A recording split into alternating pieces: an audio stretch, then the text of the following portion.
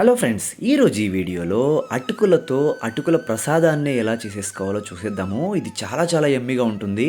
మధ్య మధ్యలో క్రంచీగా ఈ డ్రై ఫ్రూట్స్ తగులుతూ ఉంటే ఆ పాలు మరియు నెయ్యి కాంబినేషన్స్తో చేసేటువంటి అటుకుల ప్రసాదం అనేది రుచి అమోఘమనే చెప్పుకోవాలి. ఇది ఏ గుళ్ళల్లో అయినా కూడా మీరు ప్రసాదంగా తీసుకెళ్ళిపోయి ప్రసాదంగా పంచిపెట్టొచ్చు, లేదంటే మీరు ఇంట్లోనే పూజ చేసుకొని ప్రసాదంగా పెట్టుకోవచ్చు అనమాట.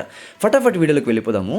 ఇక్కడ దీనికి కావాల్సిన ఇంగ్రీడియంట్స్, నేను 2 కప్పుల అటుకుల్ని, పావు కప్పు చక్కెర మరియు డ్రై ఫ్రూట్స్, ఒక ముప్పావు కప్పు బెల్లము మరియు ఒక పావు కప్పు కొబ్బరి పొడి మరియు 4-5 యాలకుల పొడిని తీసుకున్నాను అనమాట. ఇక్కడ తర్వాత మనము ఒక బౌల్ తీసేసుకొని దాంట్లోకి ఒక టీ గ్లాస్ అంత వాటర్ పోసేసుకొని మీడియం ఫ్లేమ్లో పెట్టేసుకుంటూ ముప్పావు కప్పు బెల్లం తురుముని వేసుకునేసి దీంట్లోకి బాగా కలిపెట్టుకుని ఈ విధంగా కొద్దిగా మరలిన తర్వాత, లేదంటే వేడెక్కిన తర్వాత మనం తీసి పక్కన చూసుకోవాలి. తర్వాత ఒక బౌల్ తీసేసుకొని లేదంటే ప్యాన్ తీసేసుకొని దాంట్లోకి 1 టేబుల్ స్పూన్ నెయ్యి వేసేసుకొని కావలసినటువంటి డ్రై ఫ్రూట్స్, ఇక్కడైతే నేను బాదం మరియు జీడిపప్పు కిస్మిస్ తీసుకున్నాను.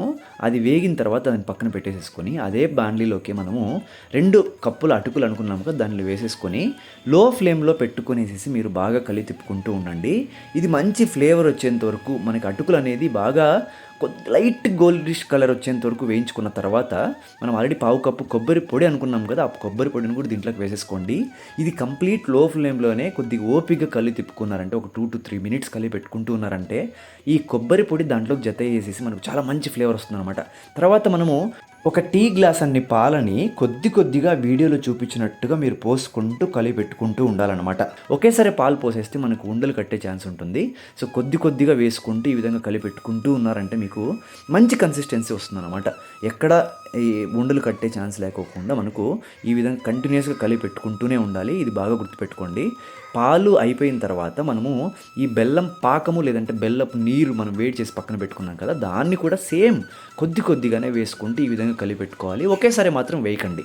మీరు వీడియోలో చూపించినట్లుగా కొద్దిగా వేసుకుంటూ బాగా కలిపెట్టుకుంటున్నారంటే అటుకుకి ప్రతి మెతుకు కూడా బాగా ఈ బెల్లపు నీరు మరియు ఈ పాలు అనేది బాగా సరిపోతుందన్నమాట.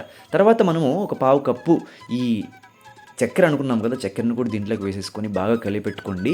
సన్నని సెగ మీద ఈ విధంగా మీరు తిప్పుకుంటూ ఉన్నారంటే ఈ నెయ్యి కాంబినేషను, పాలు కాంబినేషను, ఆ బెల్లపు నీరు కాంబినేషన్స్తో సహా మనకు ఈ యాలకుల పొడి కూడా వేసేసుకొని మీరు తిప్పుకుంటూ ఉన్నారంటే ఆ ఫ్లేవర్, ఆ స్మెల్ అనేది మనకు చాలా చాలా టెంప్టింగ్గా ఉంటుంది. చాలా యమ్మీ టేస్ట్ కూడా వస్తుంది.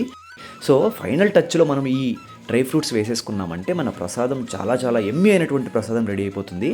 చాలా చాలా టేస్టీగా ఉంటుంది. ఖచ్చితంగా చేసుకోవాల్సిన రెసిపీ అనమాట. ఏ పండగకైనా చేసేసుకోవచ్చు. ఎస్పెషల్లీ కృష్ణాష్టమి స్పెషల్గా మనం చాలామంది వండుకుంటూ ఉంటారు అటుకులతో ప్రసాదాలన్నింటినీ కూడా. తప్పకుండా మీరు కూడా ఎటువంటి ఫెస్టివల్స్ వచ్చినా కూడా ఈ రెసిపీ ప్రసాదాన్ని ఖచ్చితంగా ట్రై చేసి చూడండి. ఎలా వచ్చిందో కామెంట్ సెక్షన్లో కామెంట్ చేయండి. ఈ వీడియో తప్పకుండా మీకు నచ్చుతుంది అనుకుంటున్నాను.